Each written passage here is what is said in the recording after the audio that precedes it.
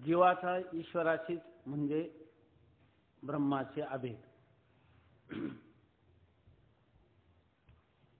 आपण आतापर्यंत चिंतन केलं की जरी आस्तिक 6 दर्शन असली, नास्तिक 3 दर्शन मुख्य आपल्या समोर असली, तरी सुद्धा आपल्या जीवनाचं कल्याण करायचं असेल तर उत्तर मीमांसा दर्शन हेच श्रेष्ठ आहे। त्याच्याऐवजी आपल्याला स्वभावतःच आपली बुद्धी भेदबुद्धी आहे आणि भेदबुद्धीचं अनुसरण करणारी उत्तर मीमांसे वाचून इतर असणारी नास्तिक किंवा आस्तिक दर्शनं यांना जर आपण जीवनामध्ये परमप्रामाण्य दिलं, परमप्रामाण्य म्हणण्याचं कारण काही अंशात ती उपयोगी आहे, परंतु सर्वच ठिकाणी त्यांना सिद्धांत रूपाने आपण स्वीकारलं तर आपली स्थिती अंध गोलांगुल न्यायाने, म्हणजे त्या बैलाच्या शेपटीला धरलेल्या त्या आंधळ्या पुरुषाप्रमाणे तो कुठं जाईल सांगता येत नाही। त्याप्रमाणे यद्वा तद्वा भविष्यती, आपल्या जीवनामध्ये आपली सद्गती न होता दुर्गतीच होण्याची शक्यता आहे।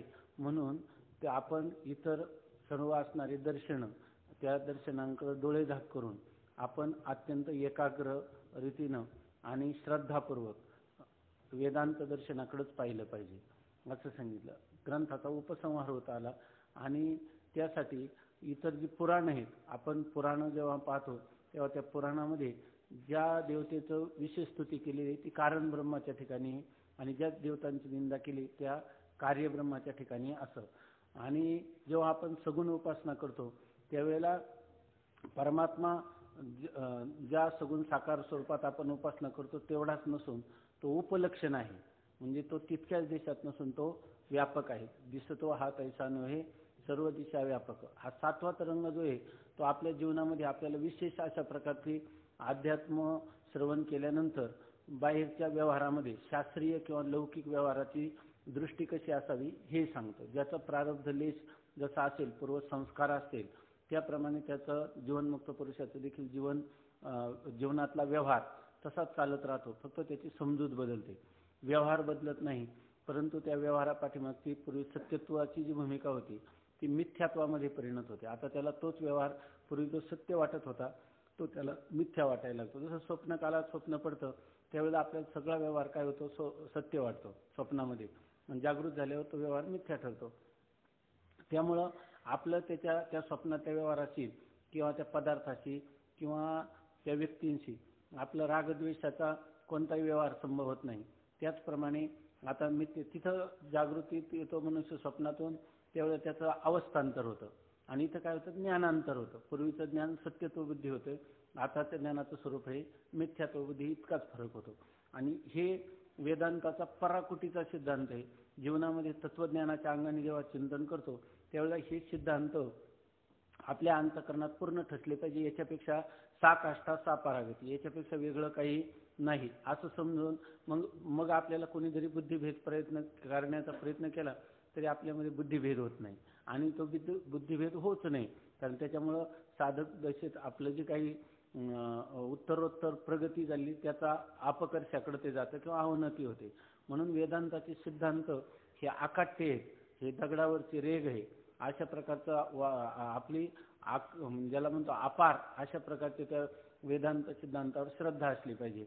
आणि जर आपल्याला कुठं वाटलं तर त्यासाठी युक्तीचा आश्रय घेतला पाहिजे, श्रद्धेचा आश्रय घेतला पाहिजे। आणि श्रद्धा कोणत्या वचनावर आहे, वेदांत वचनावर श्रद्धा, म्हणजे श्रुती युक्ती आणि अनुभव। आणि मग आपण त्या आपला अनुभव युक्ती आणि श्रुती ह्या तिघांचं जर संमेलन झालं, म्हणजे तिघांचं सामंजस्य आहे, तिघं एकच आहे, तिघांचा युक्तीने जी गोष्ट सिद्ध होती तीच गोष्ट श्रुतीनं सांगितली आणि तीच गोष्ट आपल्या अनुभवात आहे।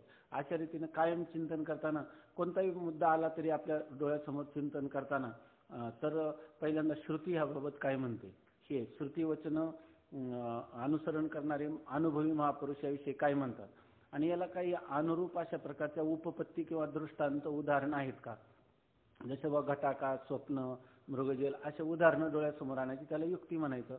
आणि नंतर प्रत्यक्ष आपल्या अनुभवामध्ये ही गोष्ट येते का, अनुभव आला म्हणजे त्याच्याविषयी जर संशय निर्माण झाला नाही आणि त्याच्याविषयी विपरीत भावना निर्माण झाली नाही, स्वामी महाराज म्हणायचे की संशय विपर्य राहित्य हेच त्या तत्वज्ञानाचं काय आहे, स्वरूप आहे। आपल्या अंतःकरणात मी ब्रह्म आहे याविषयी कोणती शंका नाही, मी देह नाही याविषयी कोणतीही शंका नाही. जगन मिथ्या आहे याविषयी कोणती शंका नाही. आणि मी ब्रह्मरूपच आहे, ब्रह्मच मी आणि मीच ब्रह्म, अशा प्रकारचं चिंतन जे ते चिंतन एकदम शाश्वत स्वरूपाचं आहे. किंवा ते जे आहे तर ते त्याला काय म्हणतो अविनाशी स्वरूपाचं, अशा प्रकारचं आपलं स्वरूपाचं चिंतन असलं पाहिजे. आणि असं जर झालं की आपल्याला गुरुकृपा झाली, शास्त्रकृपा झाली. गुरु सांगत असतात तू ब्रह्म आहे. आपल्याला जर मी ब्रह्म निश्चय झाला तर गुरुकृपा झाल्याशिवाय झाला नाही. शास्त्राला तेच सांगायचे, शास्त्रकृपा झाली.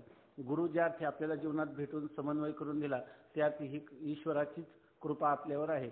आणि आपल्या अंतःकरण अनंत जन्मापासून ज्या दुःखाच्या आत्यंतिक निवृत्तीसाठी आणि परमानंद प्राप्तीसाठी आसुसलेलं होतं, त्याला आता काही कर्तव्य राहिलं नाही, काही प्राप्तव्य राहिलं नाही. त्याला असं वाटतं की कृतकृत्यता प्राप्त झालेली आहे.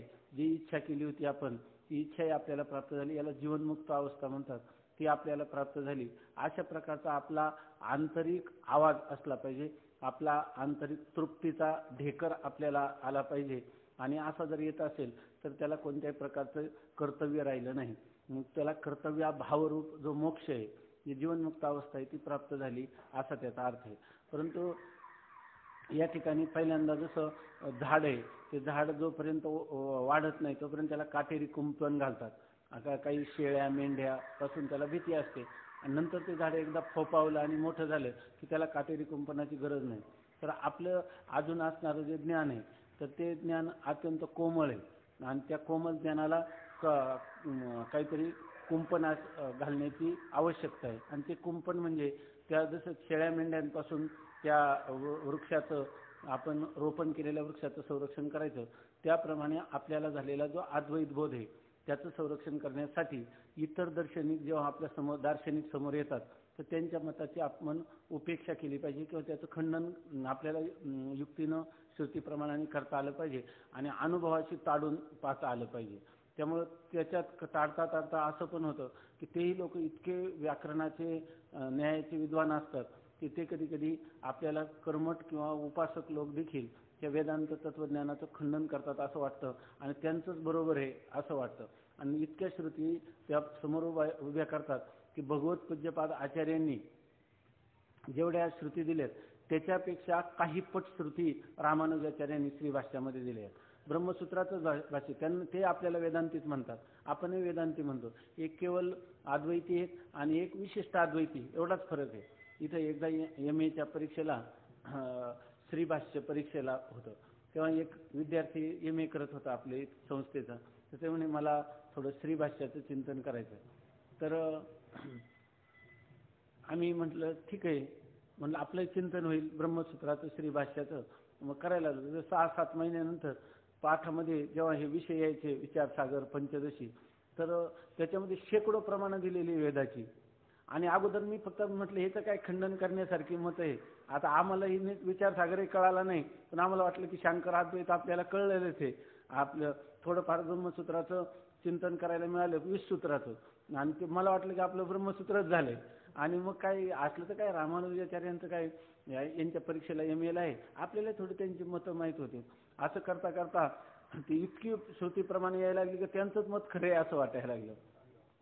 आणि मग पाठामध्ये मी बऱ्याच वेळेला कोणताही विषय चालू असला की त्या रामानुजाचार्यांच्या ते श्रुतीप्रमाणे सांगायला लागलं. स्वामी महाराज एक दिवस म्हणले का रे तो सारखा आडवाला तर काय डोकं फिरलं का काय म्हणे, असं काय करत. ते मी म्हटलं किंवा हे रामानुजामध्ये रामानुज भाष्यामध्ये आहे म्हणजे तू रामानुज भाष्य वाचतो का म्हणे, त्याच्यामुळे नुकसान होईल ना, मातीत जाशील ना. हे म्हणजे आता अजून तुम्हाला जर इतकं कोवळ ज्ञान आहे, थोडंफार विचारसागर पंचदशीतून प्रवेश व्हायची वेळ आणि लगेच श्रीभाष्य वाचायला लागले. मग ते आम्ही बंद केलं.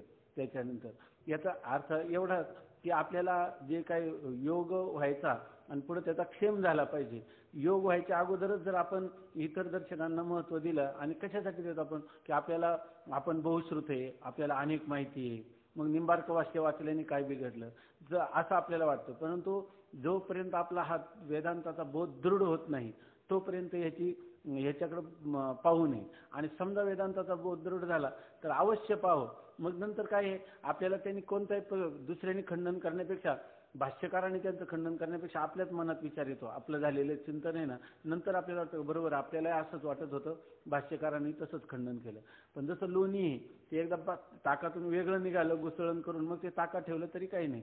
तसं आपल्याला जोपर्यंत अद्वैतात्मबोध दृढ होत नाही तोपर्यंत, अदृढ स्वरूपात आहे तोपर्यंत आपण इतर दर्शनांना जीवनात फारसं महत्त्व द्यायचं नाही. एकच वेदांत वाक्येषु सदारमंत. वेदांत दोन प्रकारचा आहे, की एक पारंपरिक आलेला वेदांत जो आता आपण जास्त करून शिकतो, म्हणजे जे उपनिषदामध्ये आहे, गीतेमध्ये आहे, तो जो वेदांत आहे तो पारंपरिक वेदांत आहे.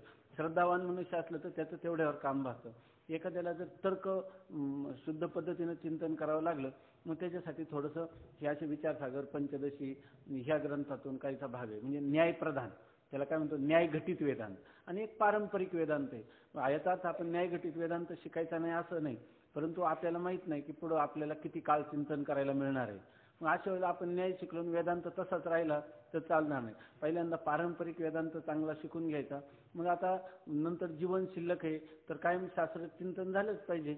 म्हणून त्या शास्त्रचिंतनासाठी एक बघायचं न्याय काय आहे, सांख्य काय म्हणतो हे बघायचं. नाहीतर आपला जेवढा विचारसागर ते प्रभाकरामध्ये आलेला विषय आहे तेवढा विषय सुद्धा आपल्याला पुरे, आपल्याला एक माहीत झाले त्यांचे ठोक किंवा स्थूलमानाने त्यांचे काही सिद्धांत आहेत एवढं आपल्याला माहीत झाले, त्याचंच तेवढं डोळ्यापुढे ठेवायचं. कारण इतका त्याच्यातला बारकाव आहे की हे जे 6 दर्शनावर एकाच लेखकाने टीका केली, जे वाचस्पती मिश्र आपण ज्यांना म्हणतो, त्यांनी 6 दर्शनांच्या सूत्रावर भाष्य केलेले. आणि ज्या वेळेला ते वैशेषिक दर्शनावर भाष्य करतात तर वैशेषिक सूत्रावर, त्यावेळेला त्यांनी वेदांतापर्यंत सगळ्या दर्शनांना पूर्व पक्षात घातले आणि खंडन केले. पुन्हा ज्यावेळेला न्यायाचं ते चिंतन करतात, भाष्य लिहितात, त्यावेळेला वैशेषिकाचं खंडन करतात. आणि ज्यावेळेला वेदांतचं भाष्य करतात ब्रह्मसूत्राचं भामती निबंध, त्यावेळेला ह्या 5 दर्शनकाराचं खंडन करतात. आता हे जे आपली बुद्धी तर काही एवढी सूक्ष्म नाही किंवा प्रगल्भ नाही, पवित्र नाही, इतकी व्यापक नाही, एवढी सारग्राही नाही. मग अशा वेळेला जर आपण हे वाचन केलं तर आपल्याला कोणाला प्रामाणिक मानायचं? वैशेषिक दर्शनाच्या वेळेला वैशेषिक दर्शन आहे की नाही. म्हणजे ते काय म्हणतात ना, विडीला सासर आणि माहेर सारखं होतं, तशी आपली बुद्धी गोंधळून जाते. म्हणून या ठिकाणी त्यांनी यामिमाम पुष्पिताम वाचम प्रवदंत्य विपश्चिताः, पुढे काय, वेदवादरतः पार्थ नान्यदस्तीति वादिनः. अशा प्रकारचे ह्या पुष्पितावाणी ऐकलं की आपल्याला एकदम रोचक अशा प्रकारचे वाटते, परंतु त्या वाणीतून आपल्याला हित मात्र काही साधत नाही. म्हणून वरवर दिसायला काही लोक म्हणतात की हे लोक घाबरतात फार, नुसते पारंपरिक वेदांताला जतन करतात. आपल्याला आपल्या आत्मबोध करून आपलं कल्याण करून घ्यायचे, आपल्याला काही कुठं विद्वान म्हणून मिरवायचं नाही. किंवा काही लोक जे ते सगळं दर्शनाचार्य, त्यांचं कोणत्याच दर्शनाविषयी आग्रह नाही, त्यांना काय करायचं फक्त दर्शनाचा अभ्यास करतात. ते काय म्हणणार, सांख्य असे म्हणतात, वेदांती असे म्हणतात, वैशेषिक दर्शन आत्मविषयी असं म्हणतात. तुमचं काय मत आहे? आम्हाला काही मतच नाही, आम्हाला त्याच्याची काही गरज नाही. आम्ही फक्त त्याला त्या त्या बुद्धीच्या द्वारा त्या ग्रंथाचं जे चिंतन केलं तेवढं सांगतो. हे सर्व दर्शनाचार्य, पण आत्मदर्शनाचार्य नाही होऊ शकत. आपल्याला आत्मदर्शन करायचं, म्हणून आपल्याला ह्या दर्शनाचा विषय कोणता अभिनिवेश ठेवता कामा नये. आपल्याला कुठूनही तर कोणाचाही कोंबडा काय आरो, पण आपल्याला उजेड व्हायला पाहिजे. तसं आपल्याला हा वेदांत दर्शन जे आपल्या ठिकाणी आपल्या जीवनात मिळालेले, त्याच्याद्वारा आपला कृतकृत्यता किंवा आत्मसंतुष्टता आपल्याला प्राप्त करायची. त्यासाठी ह्या ग्रंथानंतर हा विचारसागर ग्रंथ, काही काही लोक काय करतात, आता विचारसागर झाला की लगे वृत्ती प्रभाकर, तो झाला की पंचदशी, ते झाला की दुसरं उपनिषद, अद्वैतसिद्धी, नुसते ग्रंथच शिकत राहतात. तर त्या ग्रंथ शिकण्यापेक्षा ह्याही ग्रंथ जे शिकलो ना आपण, याचीच जास्त मनन आवृत्ती झाली पाहिजे. याला एकच उपाय आहे की आपण दरवर्षी सांगतो, त्याचं कोणी काही 1-2 कोणीतरी आणतात, नाही तर बहुतेक कोणी अंमलात आणत नाही त्याचं. तर आता एकच उपाय की आपण 3ऱ्या वर्षात गेले की 2ऱ्या वर्षाच्या मुलांना शिकवायचं. तेव्हा मुलंच येत नाही, 1 जरी आला ना तर त्याला शिकवायचं, 2 आले तरी त्याला शिकवायचं, जोपर्यंत येतील तोपर्यंत. बंद झाले, 2रा आला की त्याला शिकवायचं. कायमचा पहिला तरंगा चाले ना, आणि एरवी आपलं पुढं पुढं वाचत राहायचं. असं जर केलं तर आपल्याला त्याच्यापासून निश्चित जास्त उपयोग होतो. इथं सहजानंद भारतींचे शिष्य विस पागे म्हणून आले होते. पूर्वी ते आपल्या विधान परिषदेचे अध्यक्ष होते. तर त्यांनी सांगितलं की तुरुंगामध्ये मी गीतेच्या 18 टीका केल्या, आणि तिथे त्यांनी आवाहन केलं होतं की आळंदीमधल्या कोणीही विद्वानांनी कोणतीही शंका ह्या 18 टीकेमध्ये विचारा.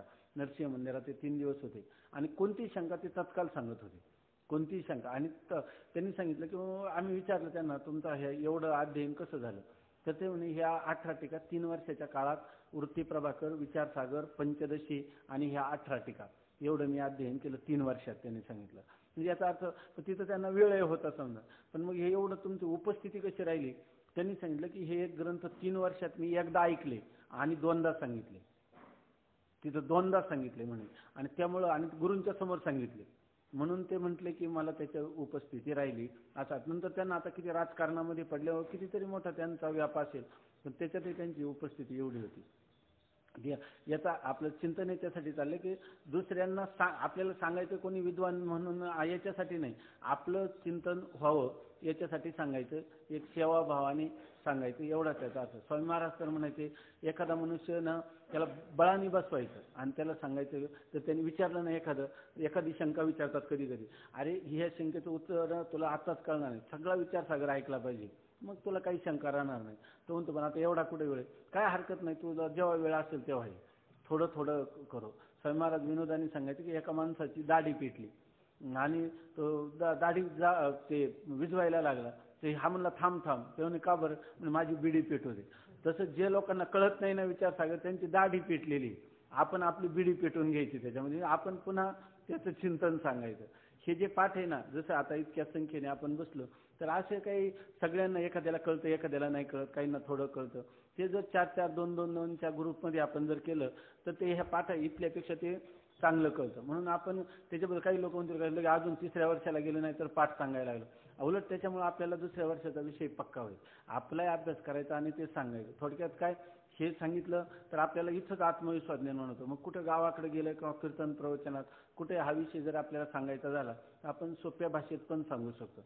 आणि हे सांगताना याच्यात परिभाषा अवघड आहे, याच्यातला मूळ विषय दररोजच्या आपल्या जीवनाच्या परिचयाचा आहे, दृष्टांत सुद्धा, युक्ती सुद्धा आणि सिद्धांत सुद्धा. फक्त आपण थोडंसं अंतर्मुख होऊन त्या माणसाला विचारलं, तुला मोक्ष नाही ना कळत, तुला सुखाची इच्छा आहे की नाही, अविनाशी सुखाची इच्छा आहे की नाही, आणि दुःखाची कायम लयरूप निवृत्तीची इच्छा आहे का आत्यंतिक निवृत्तीची इच्छा आहे, अरे त्यालाच मोक्ष म्हणतात, आहे की नाही. त्याला मोक्ष असा शब्द आहे, त्याला असं समजावून आपल्याला सांगता आलं पाहिजे.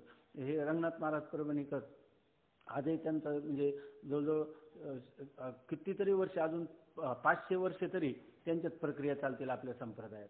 का तर त्यांनी चुलीजवळ बसणाऱ्या भाकरी भाजणाऱ्या बाईला सुद्धा वेदांत कळेल असं सांगितलं. इतकंच नाही, आजही अजून त्या परभणी जिल्ह्यामध्ये अशा काही स्त्रिया आहेत का ते तुम्हाला वृत्ती प्रभाकरची शंका आली तर त्यांना विचारा, ते सांगतील की गुरुजी असं सांगत होते. म्हणजे अशा प्रकाराने त्यांनी सांगितलेलं. तर आपल्याला हा विषय सोपा पण करून सांगता आला पाहिजे.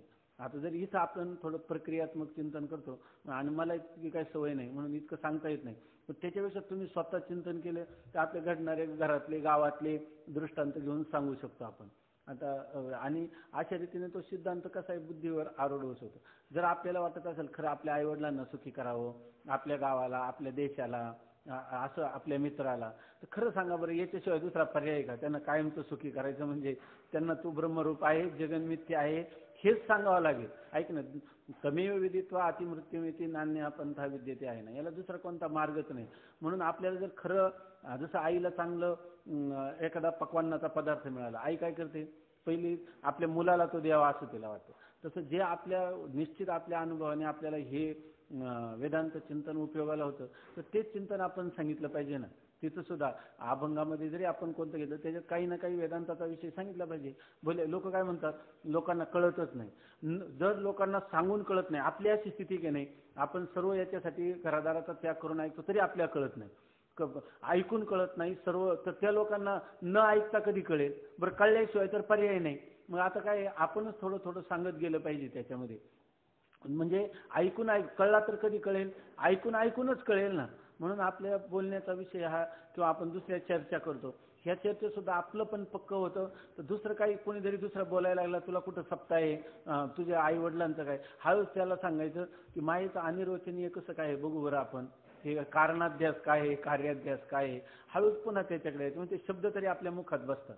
म्हणून याच्यासाठीच आपल्या जीवनातली शक्ती जर खर्च केली तर वेदांत आपल्याला एकदम, भले आपल्याला फार मोठे पारिभाषिक शब्द, संस्कृत प्रचूर योग्य शब्दाची योजना करता आली नाही तरी आपल्या आत्मचिंतनासाठी ते लागतं, ते आपल्याला हस्तामलकवत होऊ शकतं. मोठे मोठे पंडित सुद्धा गुरुजींचं पायाजवळ बसून काशीचे पंडित आश्चर्यचकित झाले. एकच प्रवचन ऐकलं त्यांनी तर ते म्हणे आमचा प्रवचन करण्याचा अधिकार नाही, खरं ह्या महापुरुषाचा अधिकार आहे. त्यांचं वय होतं 16 वर्ष आणि त्यांचं वय जे ऐकणाऱ्यांचं वय होतं 67 वर्ष. वयाच्या 16 ज्ञानेश्वर महाराजच नाही दुसरे, तर अशी ह्या लोकांची योग्यता होती. का? त्यांना संस्कृत येत नव्हतं, पण संस्कृतची पंक्ती आडली तर जीवनमुक्ती विवेकातली पंक्ती त्यांनी समजावून सांगितली, त्यांना मान्य करावी लागली की इथं मुद्रण दोष आहे म्हणून. असं एवढं हे आपण जर करत गेलं ना तर आपोआप आपल्याला कळतं की इथं कुठं चुकलेलं आहे. पण कधी कधी ग्रंथ चुकीचा असतो ना आपल्याला वाटतं की आपल्याला पंक्ती लागत नाही, पण आपल्याला इतका विश्वास आला पाहिजे की ही पंक्ती चुकीची, आपण तिथं दुरुस्ती करू शकतो. असं ही एक तपस्या आहे. आणि त्या यश काय ज्ञानमयम तपः, काय यश ज्ञानमयम तपः, ज्ञानाची सारखी चर्चा करणं हे सुद्धा काय आहे, तप आहे. तच्चिंतनम तत्कथनम अन्योन्यम तत्प्रबोधनम एतदेक परत्वम च ब्रह्माभ्यासम विदुर्बधा. खरं ह्या विचारसागरवाल्याने निश्चलदासजींनी आपल्याला इतकं काही देऊन ठेवलेलं आहे की जर आपल्याला कोणी सगळ्या पृथ्वीचं साम्राज्य दिलं असतं, ब्रह्मदेवाचं वैभव दिलं असतं, तरी सुद्धा आपल्याला इतकं सुख झालं नसतं. कारण आपल्याला सुखाची दिशा कळली ना. अविनाशी सुख काय आहे, दुःखाच्या आत्यंतिक निवृत्तीचं खरं स्वरूप आहे. दुःख हे स्वरूपाच्या ठिकाणी नित्य निवृत्तच आहे. कारण नसताना मी इतके दिवस माझ्या म्हणजे कारण नसताना मी त्याला उराशी बाळगलं होतं, आणि सुख माझं स्वरूप असताना सुख माझ्यापासून कुठेतरी दूर आहे आणि ते मला प्राप्त करायचे, अशा भ्रमात होतो की नाही. हा भ्रम जर ब्रह्मदेवानी घालवला असता का, इंद्रादेवानी कोणी आपल्याला पंतप्रधान केला असतं तरी झाला, बिनविरोध केला असतं तरी झालं असतं का, कोणी आपल्याला धनाच्या राशी ओतल्या असत्या तरी हे सुख आपल्याला प्राप्त झालं नसतं. एवढं आपल्याला निश्चलदासजींनी दिलेले. आता त्याचं काय, फक्त आपल्याला कठीण योगाहुनी श्रम ओकविता होतो श्रम. तुकाराम महाराज म्हणतात योग झाला पण त्याचं क्षेम टिकवलं पाहिजे, आणि त्याच्यात सर्वात जास्त 2 गोष्टी सांगितल्या. ओकविता होतो श्रम, याच्या 2 गोष्टी. ओकलं जर माणसाने खाल्लं तर पचवता नाही आले तर काय झालं, ओकला, आणि ओकताना पुन्हा त्याला काय झालं, वांती झाल्यामुळे श्रम झाले. इथं ओकणं म्हणजे काय, नुसतं जे आपण शिकलो ते दुसऱ्याला सांगण्यासाठी. आता मी म्हटलं की दुसऱ्याला शिकवलं पाहिजे, हे आपलं साधन म्हणून शिकवलं पाहिजे.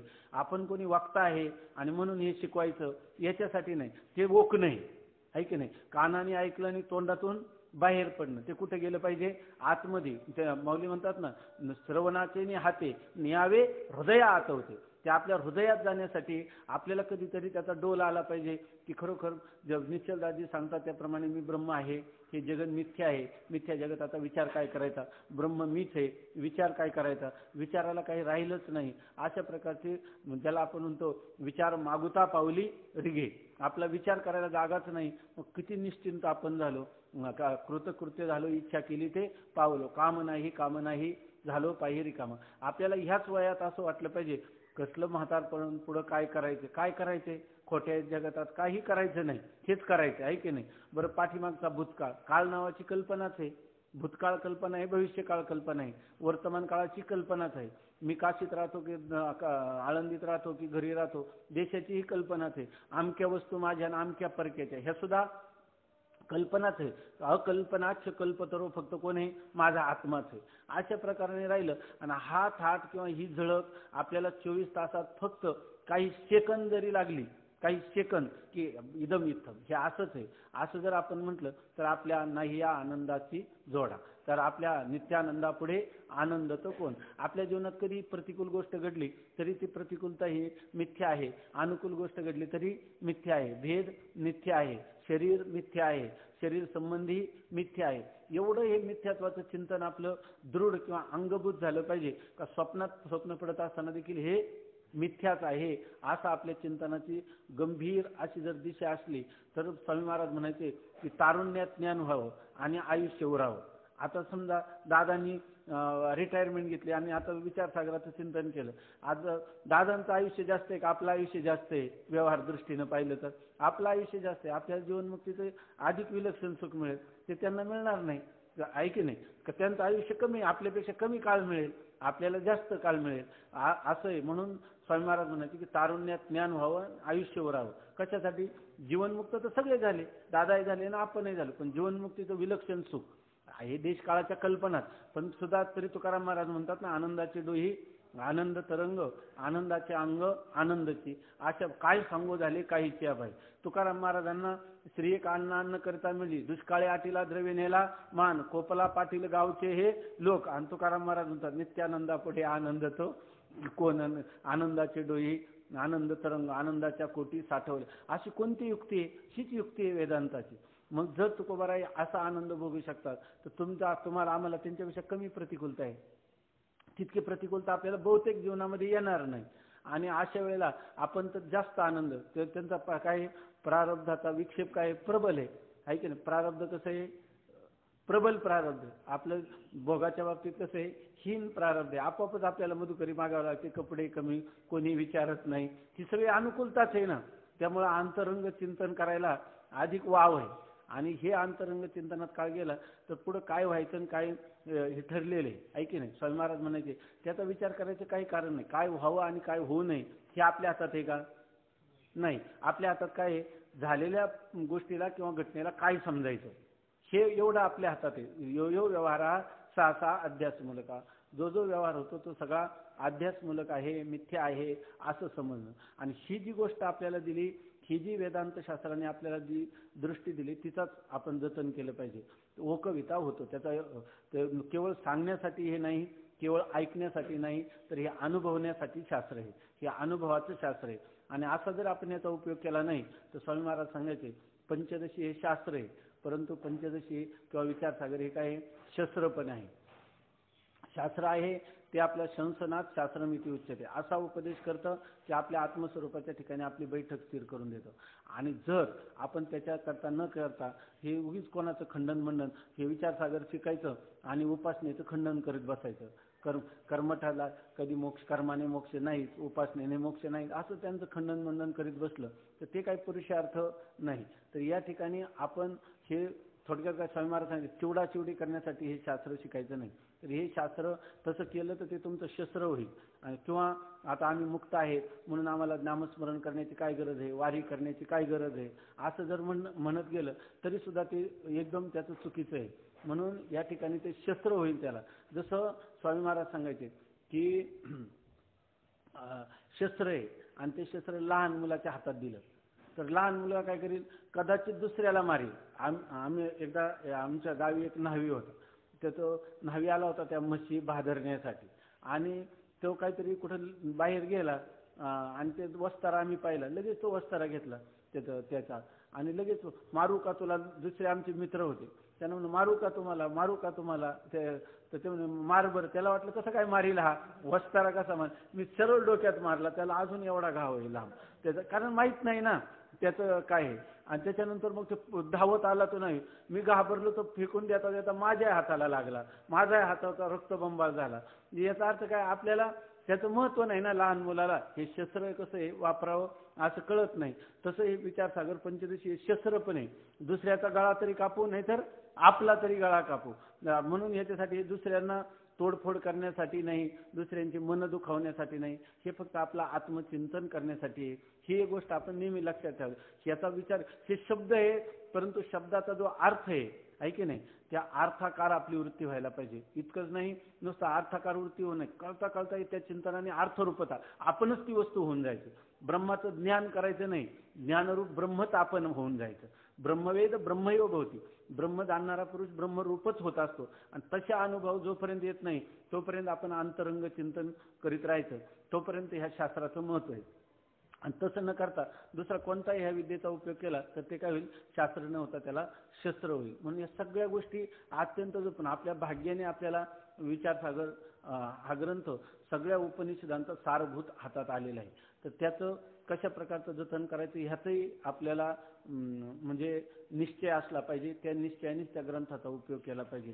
दुसऱ्याचं खंडन मंडन करण्यासाठी नाही, आपली आत्मानुभूती घेण्यासाठी हा ग्रंथ आहे. आणि जे कोणी आपल्या प्रवाहात येते, आपला प्रवाह नेहमी समुद्राला मिळण्यासाठी गंगा जशी जाते, जाताना झाडांचं संरक्षण करते तीरावर असणाऱ्या, त्याप्रमाणे आपल्या जीवनात आपल्या आत्मानंदामध्ये निमग्न होण्यासाठी हा ग्रंथ आहे.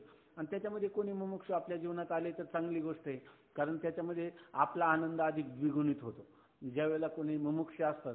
कारण काय निवृत्तीनाथ महाराज आपल्या महिमेमध्ये बसलेले, त्यांना उन्मनी अवस्थेमध्ये बसले. ज्ञानेश्वर महाराज काय करतात की हे ज्ञानचिंतन सांगतात, ऐकी नाही. ज्ञानेश्वर महाराज ज्ञानचिंतन सांगताना मुमुक्षुचा काय होतो उपयोग. आणि निवृत्तीनाथ महाराज फक्त उन्मनी तुर्या विनोदे छंदे डुल्ल तसे. माऊलींना आपलं निवृत्तीनाथ महाराजांना जगाविषयी कळवळ आहे तर त्यांना त्या भूमिकेवरच येता येत नाही. म्हणून त्यांनी विक्षेपाच्या भूमिकेवर ठेवून माऊलींच्या द्वारा हे एवढं मोठं जगताच्या उद्धाराचं किंबहुना तुमचे केले आणि धर्मकीर्तन सिद्धी नेले. अशा प्रकारचे हे धर्मकीर्तन करण्यासाठी माऊलींची योजना केली. निश्चलदासांसारखे संत, शांती ब्रह्मनाथ महाराज, तुकोबाराय, हे सगळे संतांनी आपल्यासाठी हे भांडवल दिलेले. परंतु सगळं कशासाठी? स्वयंमहिमेने प्रतिष्ठित, आपल्या महिमेत राहायचं आणि सहज ओघात आलेले जे कोणी मुमुक्ष असेल. दुसरे लोकांना बळाने ही विद्या देण्याचा उपयोग पण नाही काही. हे ज्ञान असे की बळाने दिलं तर ते सांडी विखुरी गेले, त्याच्या ठिकाणी काही उपयोग होणार नाही. कोणी मुमुक्ष जीवनात एक जरी असला तर त्याच्याबरोबर आपण चिंतन केलं, याला संख्येला कधीच महत्त्व द्यायचं नाही. आपल्याला काय वाटतं, कीर्तनात फेटा बांधून उभं राहतो तेव्हा 10,000 समाज असतो आणि पाठ ऐकायला 1-2च असतात, काय त्याच्यात उपयोग? ते 1-2 ते लाखो ठिकाणी. आणि त्यांना जेव्हा तुम्ही त्यांनी दिले आत्मार्थे पृथ्वीम त्यजेत म्हणून म्हणतो, जरी एका पुरुषाला मी ब्रह्म आहे असं जर ज्ञान झालं तर तुमचं पुण्य 10,000 लोकांना मदत केल्याचं नाही, सगळ्या पृथ्वी कुलम पवित्रम जननी कृतार्थ. म्हणून कधी एखादा मोक्ष आपल्या जीवनात आला तर त्याची कधी उपेक्षा करायची नाही की काय जाऊ द्या, तो पोळलेला असतो, त्रिविध तापाने संतप्त झालेला असतो. आणि अशा वेळेला मला समाधानाचा उपाय सांगा म्हणतो, त्यावेळेला त्याला अशा अध्यात्माचे ग्रंथ जे जसे तवा तापल्यावर भाकरी भासते त्याप्रमाणे हे ग्रंथ त्याला उपयोगाला येतात. म्हणून संख्येवर कधीच भर द्यायचा नाही किंवा लौकिकामध्ये त्याचा किती मान सन्मान आहे व 4 तारखे गोळा करतात आणि बसतात त्याच्यामध्ये, असे जरी कोणी टीका टिप्पणी केली तर त्याचं काही मनावर घ्यायचं नाही. पूर्वीच्या साधू संतांनी असं जर कोणाला जवळ केलं नसतं, 1-2 सांगितलं नसतं तर ही गुरु परंपरा आली असती का आतापर्यंत? तेव्हा आपल्यालाही ही एक जबाबदारी आहे की जर पहिला आत्मनो मोक्षार्थम, आपला मोक्ष आणि जगतहित आहे आणि जगताचंही कल्याण, ह्या दृष्टीनं आपण ह्या सगळ्या गोष्टीकडं पाहिलं पाहिजे. आणि हे सगळे विचार आपण किती जरी करत बसलं तरी त्याचा उपयोग नाही. आपल्यालाच ह्या विचारांचं स्फुरण झालं पाहिजे. आणि हे व्हायचं असेल तर आपण आपल्याशी प्रामाणिक असलं पाहिजे. आपल्या खऱ्या अंतःकरणाचा आपण शोध घेऊन सत्याचं आपण अनुसरण करतो की आपली मार्ग जो आहे थोडा सत्यापासून विचलित होत चालला की काय, याच्यासारखे सारखं तुकोबाराय म्हणतात ना, क्षणक्षणा सांभाळितो, काय बरोबर ना, साक्षी होतो आपुला. आपलं साक्षीनं आपणच व्हायचं आणि त्याच क्षणाला आपलं संरक्षण करायचं. आपली गाडी जर खूप लांब गेली तर पुन्हा पहिल्या जागेवर येत नाही. इतकंच नाही तर स्वामी महाराज सांगायचे की आपल्या जीवनामध्ये थोड्याशा चुका झालेल्या ज्या आहेत त्या सावरल्या जातात, परंतु ज्या चुका आपल्या जीवनामध्ये आंतरिक इतका ठसा उमटतात पापाचा, पाप वासना रूपाने, की त्यामध्ये त्या माणसाच्या अनेक जन्मात सुद्धा पहिल्या जागेवर तो येऊ शकत नाही. तेव्हा तितक्या मोठी आपली गाडी दूर जाता कामा नये. जसं काल बाबांनी सांगितलं याच्यामध्ये, परधन परनारी याहुनी दुरी सोवळाजो, किंवा साधने तरी हीच कोणी दोन्ही जरी कोणी साधिलं, काय परद्रव्य परनारी यांचा धरी विटाळजो. अशा प्रकारची जी मुख्य साधनं आहेत तर ह्या साधनांचा प्राण गेला तरी चालेल, आपण शिवनेरीवरून जाऊन कडेलोट करू, परंतु ह्या गोष्टी आपल्या जीवनात घडणार नाही. अशा प्रकारची आपण दक्षता घेऊ. किंवा आपण आपलं जीवन व्यावहारिक रीतीनं जे वेदशास्त्राने सांगितलंय त्या वर्णाश्रम पद्धतीने जगू, असं कोणत्याही प्रकारचा आपला निश्चय असला तर त्याला शास्त्राचं अनुमोदन आहे. आणि असं करून जेव्हा आपण वेदांत चिंतन करतो त्यावेळेला त्या वेदांत चिंतनाचा आपल्याला उत्तरोत्तर वृद्धिंगत होणारा व्यापक निर्विषय असा आनंद मिळतो. अन्यथा आपण जरी या ठिकाणी ज्यावेळेला आपण चिंतन करतो तेवढ्या वेळात आपल्याला होतं, पण नंतर जे आहे तर नंतर आपल्याला त्या ज्याला आपण म्हणतो त्या समाधानाचं जो काही स्तर आहे तो सारखा राहत नाही. त्यासाठी अगोदरच आपण कोणतीही गोष्ट करण्याच्या अगोदर सारखं आपल्या ह्या वेदांत चिंतनापासून विशेष दूरच जावं लागू नये असं सारखं जागा असलं पाहिजे, नित्य जागृत असलं पाहिजे. आणि असं जागृत झालं तर परमात्मा त्याला सहाय्य करीत असतो. आणि जी स्थिती त्या गोपींची की मन हे गोविंदी देह काम करियो, मन वेदांत चिंतनात आहे आणि देहाने आपल्याला वाट्याला आलेलं काम करतो, पण त्यावेळेला सुद्धा मी असंग आहे, मी निर्विकार आहे, मी नित्य आहे, शुद्ध आहे, बुद्ध आहे, मुक्त आहे, सच्चिदानंद स्वरूप आहे, मी आनंद अद्वैत स्वरूप आहे, अशा प्रकारचे एक आतून सारखा मुख्य वृत्ती जी आहे त्या मुख्य वृत्तीनं आपला परमार्थ चिंतन आणि गौणी वृत्तीनं व्यवहार, आणि असं आपण करू शकतो. हा एक अभ्यास आहे. आपल्याला पहिल्यांदा जरी अवघड वाटलं तरी हा अभ्यास करता करता आपल्या अंगभूत होऊन जातो. जीवनामध्ये कोणते प्रसंग येतील सांगता येत नाही. त्या दिवशीच आपण चिंतन केलं, स्वामी महाराजांनी काय सांगितलं, जसं वाट मिळेल तसं निघून जायचं. नाहीतर आपण उगीच आग्रह धरला की मग हे चांगलं नाही. आग्रह बुद्धेर फलम अनाग्रह, तत्वज्ञानाचं फल आहे की माणसाने आग्रही न राहणं. व्यवहार जसा व्हायचा तसा होईल, मी माझ्या स्वरूप स्थितीत राहणं हे माझ्या हातात आहे की नाही. तुम्हाला कोणता रोग व्हायचा, कधी देह पडायचा, कुठं मान अपमान व्हायचं, ह्या गोष्टी सगळ्या ठरवून गेलेल्या आहेत. हे आपल्या हातात नाही. परंतु झालेल्या व्यवहाराला काय समजायचं हे आपल्या हातात आहे. आणि या सगळ्या गोष्टी आपण आपल्या जीवनामध्ये निश्चयपूर्वक जर राहिलं तर तशा प्रकारे भगवान सुद्धा त्याला सहाय्य करतो. ते म्हणतात ना काय, God helps them who help themselves ना. जो आपल्याला स्वतःला मदत करतो त्याला देव मदत करतो. म्हणून आपण आपल्याला मदत करायचा प्रयत्न करायचा म्हणजे देव आपल्याला मदत करीतच असतो. व्यापक हे परमात्मा सर्व ठिकाणी भरून पुरून उरलेला आहे. आपल्या अंतःकरणामध्ये अभिव्यक्त होण्याचं फक्त आपला आरसा केला की त्याच्यामध्ये प्रगटच आहे. आणि आपण भिंत केली की त्याच्यामध्ये तो कधीच प्रगट होणार नाही. थोडक्यात रजोगुण आणि तमोगुणाचं जे वातावरण आहे त्याच्यातून आपण नेहमी दूर राहिलो आणि शुद्ध सत्वात्मक वातावरणात राहण्याचा प्रयत्न केला तर नित्य आनंद आणि नित्य ज्ञान या दोन्हींची सारखी अभिव्यक्ती होत राहते. तेव्हा ह्या गोष्टीला आपण नेहमी डोळ्यासमोर ठेवूनच वेदांत चिंतनात रममान असलं पाहिजे. अशा प्रकाराने ह्या ग्रंथकर्त्यांचा सारखा उद्देश दिसतो आणि त्या रीतीने आपल्याला त्यांनी भरपूर विस्तारपूर्वक तत्वमसी महावाक्याचं निरूपण सांगितलेलं आहे. आता या ठिकाणी एक विषय सांगतात ते की जीवाचा ईश्वराशीच म्हणजे ब्रह्माचे अभेद. जरी कुटस्थ रूप आत्म्याचा परमात्म्याशी सदा अभेद आहे तरी उपाधिकृत भेद आहेत.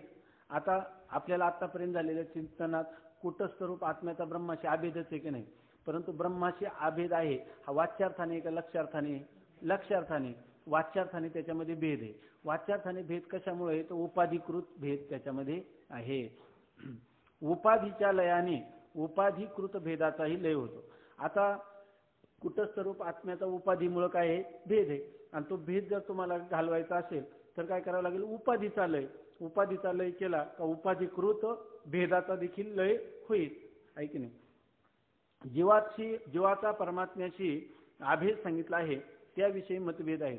आता अहम ब्रह्मास्मी किंवा प्रज्ञानम ब्रह्म यामध्ये जीव आणि ब्रह्म यांचा अभेद सांगितला. परंतु याविषयी अनेक लोकांची वेगवेगळी मते ह्या महावाक्याचा अर्थ करत असताना जीव आणि परमात्मा यांचा अभेद असं जेव्हा सांगतात तेव्हा त्या अभेदाविषयी कसं चिंतन करतात तर पहिलं मत सांगतात विदेह मुक्तीमध्ये जीवाचा ईश्वराशी अभेद होतो, शुद्ध चैतन्य ब्रह्माशी नाही असे शारीरिक भाष्याच्या चतुर्थ अध्यायात प्रतिपादन केले आहे. कालच मी सांगितलं याचा आपण विस्ताराने विचार करणार आहे. ब्रह्मसूत्रामध्ये हा विषय संपूर्ण एक अध्याय आहे, उपासना अध्याय पूर्णपणे किंवा त्याला फलाध्याय म्हणतात. तर पूर्ण अध्याय त्याच्यासाठी पण त्याच्यातले फक्त एक संक्षेपाने विचार सांगतात. कसं ते बघा. विदेह मुक्तीमध्ये जीवाचा ईश्वराशी अभेद होतो. विदेह मुक्ती म्हणजे जीवाचा उपाधी कोणती देह किंवा अंतःकरण ही एकदा उपाधी गेली की मग जीवाचा काय होतो ईश्वराशी अभेद होतो. शुद्ध असणारं जे ब्रह्मचैतन्य त्याच्याशी अभेद होत नाही असं सांगितलं. कुठं शारीरिक भाष्य म्हणजे शंकराचार्यांनी ब्रह्मसूत्रावर केलेले जे भाष्य आहे त्याच्या चतुर्थ अध्यायात प्रतिपादन केलेले आहे. म्हणजे मतभेद आहेत. हा ते काय म्हणतात जीवाचा देहपातानंतर जीवाचा शुद्ध ब्रह्माशी अभेद होतच नाही. तो कोणाशी अभेद होतो ईश्वराशी. म्हणजे मायोपाधिक असणारं जे चैतन्य आहे त्या चैतन्याशी अभेद होतो. जीवाच्या देह त्यागानंतर त्याला तत्वज्ञान झालं. तत्वज्ञान झालं तरी उपाधी होती की नाही शरीर, त्यामुळे त्याचं ईश्वराशी तादात्म्य होईल का नाही, शुद्ध ब्रह्माशी नाही. नंतर ही उपाधी गेली की त्याचा त्याचं जे ऐक्य होतं ते कोणाशी होतं ईश्वर नित्य आहे की नाही आणि त्याला माया उपाधी की नाही मग ते ईश्वरामध्ये होतं. शुद्ध ब्रह्मामध्ये त्याचं ऐक्य होत नाही किंवा एकरूपता किंवा त्याचं मिलन हे ईश्वराशी होतं, मायोपाधिक चैतन्याशी होतं, शुद्ध चैतन्यात होत नाही असा अर्थ काढला. विदेह मुक्तीमध्ये जीवाचा ईश्वराशी अभेद होतो, शुद्ध चैतन्य ब्रह्माशी नाही असे शारीरिक भाष्याच्या चतुर्थाध्यायात प्रतिपादन केले आहे. जैमिनीच्या मताने विदेह मुक्तीत सत्य संकल्पाधिक रूपाची प्राप्ती होते. आता जैमिनी हे दुसरे आचार्य तर त्या ब्रह्मसूत्रामध्ये जी मतं दिलेली औडुलोमीचं काय मत आहे, जैमिनीचं काय मत आहे, कात्यायनाचं काय मत आहे, असे अनेक मतं दिलेली. तर आता शारीरिक भाष्याचं भाष्यकारांनी दिलेलं मत आहे असं त्यांचं शंकराचार्यांनी दिलेलं हे मत आहे असं त्यांनी सांगितलं. आता याचा भरपूर विचार आहे. तुम्ही म्हणाल की असंच का म्हणतात, याचा अर्थ हे कशाला काही लोकांना उपासना पद्धती जिवंत ठेवायची म्हणजे आपलं जे जीव आहे तो आता जीव जो आहे तो देह त्यागानंतर कुठं होतो प्राप्त, तर ईश्वर स्वरूपाशी एकरूप होऊन जातो. म्हणजे जीवानी कशासाठी भक्ती करायची, ईश्वर स्वरूपाशी एकरूप. भक्ती त्या मुक्तीचे प्रकार आहे, आता सांगितलं ना, सालोक्य, सामिप्य, सार्ष्टी, सायुज्य आणि सलोकता. ह्या मुक्ती ज्या आहेत, तर ह्या मुक्तीच्या प्राप्तीसाठी आता जर जीव कुठे गेला, ईश्वर स्वरूपाशी गेला, तर त्याला काय झालं, सायुज्य मोक्ष प्राप्त झाला. लक्षात आलं ना, त्याला सायुज्य मोक्ष प्राप्त झाला असा अर्थ आहे. मला वाटतं की याचा आता जास्त चिंतन आपल्या याच्यामध्ये करू नये, कारण केलं तर अनेक शंका आहे त्याच्यामध्ये. सगळ्या शंकांचं चांगल्या प्रकाराने समाधान होईल असंही नाही याच्यामध्ये. फक्त आता हे लक्षात आलं ना, सायुज्य थोडक्यात असलं तर करू त्याच्यामध्ये, बाकीचा विषय खूप आहे. असंच का मानलं, शारीरिक भाषेचा अर्थ असा का केला, मग ती मुक्ती यांना मान्य आहे का आचार्यांना, त्यांना निर्विशेष मुक्ती सांगायची, परंतु काही लोकांनी त्याचा आशय असा काढला. सायुज्य आता ईश्वर स्वरूपात जाईल की नाही तो, ह्या उपाधीचा त्याग कर. ईश्वराची उपाधी आहेत वास्तविक ईश्वर, आता पुढे जाऊन सांगतो. ईश्वराची उपाधी माया आहे, ती ईश्वराच्या ठिकाणी खरंच माया उपाधी आहे का जीवाच्या सापेक्ष, जीवाच्या अविद्येच्या सापेक्ष केलेली उपाधी. मग जर जीवाने आपली उपाधी टाकली तर ईश्वराला माया उपाधी नाहीच आहे. मुळे ईश्वर खरा काय आहे, ब्रह्मच आहे. जीवासाठी आम्ही त्याला ईश्वर भाव स्थापन केलेला आहे. जीव तत्व ईश्वर तत्वता कोण आहे, ब्रह्मच आहे. पुन्हा त्याच्या ज्ञानात तो स्वतःला काय समजतो, ब्रह्मच आहे. ऐक नाही, जीव जगत यांच्या सापेक्षतेच्या ठिकाणी उपाधीची कल्पना केली का, माया हे त्याचं विशेषण आहे. विशेषण विशेषाला सोडून राहत नाही. ऐक नाही, उपाधी गेली तरी उपाधी जसंच्या तसंच राहतो. वास्तविक कोणाचे ऐक्य सांगायला पाहिजे, शुद्ध चैतन्याशी ब्रह्माचीच ऐक्य सांगायला पाहिजे. पण एक मत दिली त्याच्यामध्ये. पण त्याच्यामुळे हे झालं की नाही, कारण सायुज्य मोक्षाला प्राप्त व्हायचं म्हणजे जीवानी काय करायचं, फक्त आपल्या उपाधीचा त्याग करायचा, ईश्वराच्या उपाधीत समरस व्हायचं. लागली की नाही संगती, पण मग जीवानी कधी होईल तो, जीवानी जर आयुष्यभर ईश्वराची उपासना केली तर तो ईश्वराशी एकरूप होतो. शुद्ध ब्रह्माशी त्याचा अभेद होतच नाही. ऐकी नाही, असं विदेह मुक्तीमध्ये जीवाचा ईश्वराशी अभेद होतो, शुद्ध चैतन्य ब्रह्माशी नाही, असे शारीरिक भाष्याच्या चतुर्थ अध्यायात प्रतिपादन केले आहे. जैमिनीच्या मताने विदेह, जर याच्यामध्ये आता जर खूप मतं जर आपण घेतली किंवा मी नुसते शंका उत्थापन केल्या तर त्यांनी आणखी बुद्धी गोंधळून जाईल. आणि तुम्ही सांगितलेल्या ज्या काही शंका आहेत त्याचं समजा मला जेवढं माहीत आहे तेवढंच आता लगेच उपस्थित होईल, त्याच्यात हे अर्धवटच ते राहील. म्हणून त्याचं साधारणतः गोषवारा लक्षात घ्या. जैमिनीच्या मताने विदेह मुक्तीत सत्य संकल्पाधिक रूपाची प्राप्ती होती. हे सगळ्या लोकांचं हेच मत आहे. जैमिनी काय म्हणतो की जेव्हा विदेह मुक्तीला प्राप्त झाल्यावर त्यांना निर्विशेष मुक्ती मानायची नाही ना. मुक्ती कोणती मानायची, भगवंताच्या विशिष्ट स्वरूपाचे ऐक्य झाले किंवा सोपाधिक, म्हणजे ती निर्विशेष मुक्ती झाली का सविशेष झाली, सविशेष झाली. आता त्यांना ईश्वर स्वरूप जे आहे तर त्या ईश्वर स्वरूपात काय होतं, जीवमुक्त आपलं ईश्वर स्वरूपाशी एकरूप होतो. आता हा काय म्हणतो की जीवाला, हे जे जैमिनी मत आहे त्या जैमिनी मतामध्ये ते म्हणतात की जीवाच्या ठिकाणी सत्य संकल्प, वास्तविक ईश्वर आहे. सत्यकाम हा सत्य संकल्प कोण आहे, ईश्वर. पण ह्या जैमिनीला उत्तर मीमांसेची काय आहे, एलर्जी आहे. ईश्वराला ते मानत नाही ना. जीवच आपल्या कर्माने सर्व काही प्राप्त करू शकतो. स्वर्ग मोक्ष सगळं कोण प्राप्त करू शकतो, जीव. तर ते म्हणतात की जीव जे असतं तर विदेह मुक्तीच्या काळात नेमकं काय होतं, जीवाच्या ठिकाणी एवढं सामर्थ्य येतं का तो सत्य संकल्प होतो. म्हणजे जीवाने जो संकल्प करावा तो संकल्प, आता विदेह मुक्ती म्हणायची ती निर्विशेष असली तर मुक्ती होईल का सविशेष असली तर मुक्ती होईल. सत्य काम आणि सत्य संकल्प त्याला अंत करणारी त्याचा उपाधी किंवा विशेषण केल्याशिवाय झालं का. आणि तिथं उपाधी आहे का विशेषण आहे, निर्विशेष मुक्तीमध्ये उपाधीही नाही आणि विशेषही नाही. त्या ठिकाणी काय उपलक्षण आहे. आता अंतकरण असो किंवा जाओ अशा प्रकारची आपली स्थिती आहे. त्या ठिकाणी अंतकरण उपलक्षण आहे, ऐके नाही. म्हणून काही जणांचं सांगितलं उपलक्षण सुद्धा नाही, कारण का उपलक्षण करायला सांगायला दुसरा पदार्थच नाही अशी स्थिती आहे. म्हणून जैमिनी काय म्हणतात, विदेह मुक्तीतली स्थिती कोणती, सत्य काम सत्य संकल्प अशी त्याला प्राप्ती होती. खरं सांगा तिला मुक्ती म्हणावं का तरी. आता औडुलोमीच्या मताने विदेह मुक्तीत सत्य संकल्पाधिकांचा अभाव आहे. आता इथे औडुलोमी ही, इथे जैमिनी अशी ती सूत्र आहे चौथ्या अध्यायामध्ये. तर त्या ठिकाणी ते म्हणतं की सत्य संकल्प वगैरे काही नाही. विदेह मुक्ती म्हणायची, विदेह मुक्तीमध्ये स्थूल अंतकरण आपलं स्थूल देह का सूक्ष्म देह का कारण शरीर आहे, विदेह मुक्ती कोणतंच नाही. मग सत्य संकल्पन सत्य काम कसं काय असं ते म्हणतात. आता सिद्धांत मतामध्ये विदेह मुक्तीमध्ये सत्य संकल्पाधिकांचा भावही संभवनीय आहे आणि अभावही संभवनीय आहे. आता सिद्धांत मत तिसरा औडोलमीच्या मताने विधेय मुक्तीत सत्य संकल्पाधिकांचा अभाव आहे. औडोलमीचं जे मत आहे त्यांनी जेव्हा विधेय मुक्ती ते मानतात ते म्हणतात विधेय मुक्ती म्हणजे त्या ठिकाणी काय विगतः देहा यस्मात् सा विधेय मुक्ती, ज्याच्यात देह नाही. देह शब्दाने कोणताच देह घ्यायचे, स्थूल देह, सूक्ष्म देह आणि कारण देह, तिन्ही देह नाही. मग कारण देह नसला तर ज्ञान अज्ञानाचा व्यवहार आहे का? बरोबर आहे ना. आणि सूक्ष्म देह नसला तरी हा अभाव नाही, अभाव आहे. सत्य संकल्प वगैरे नाही, अशीच काय नाही म्हणणं त्यांचंही बरोबर नाही. कारण काय आहे की औडोलमीच्या मतात काय आहे, सत्य संकल्पाधिक नाही आणि एकाचं मत काय आहे, सत्य संकल्पाधिक आहे. आता सिद्धांत मत व्यासाचार्यांचं काय मत आहे हे जेव्हा येतं तर जर खरंच जर त्याच्यात अभाव असता तर चाललं असतं. पण व्यासाचार्यांचं हे मत नाही ना सिद्धांत मतात.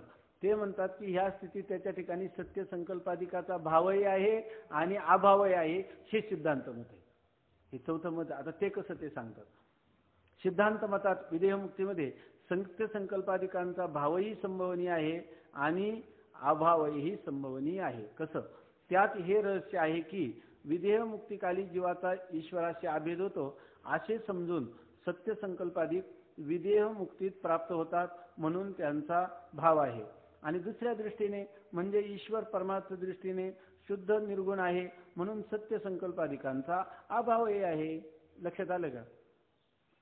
पहिलं मत काय त्यांनी सांगितलं होतं, शारीरिक भाष्याचं मत. म्हणजे कोणतं मत आहे ते? सिद्धांताचंच मत आहे, ऐके नाही. आणि चौथं मत जे आहे ते कोणाचं मत आहे? व्यासाचार्यांचं सिद्धांताचं मत आहे. आणि मधली जी दोन मतं आहेत तर ती दोन मतं आहेत तर त्याच्यामध्ये काय सांगितलं, एकाने सांगितलं सत्य संकल्पाधिकाचा भाव आहे आणि एकाने सांगितलं सत्य संकल्पाधिकांचा अभाव आहे.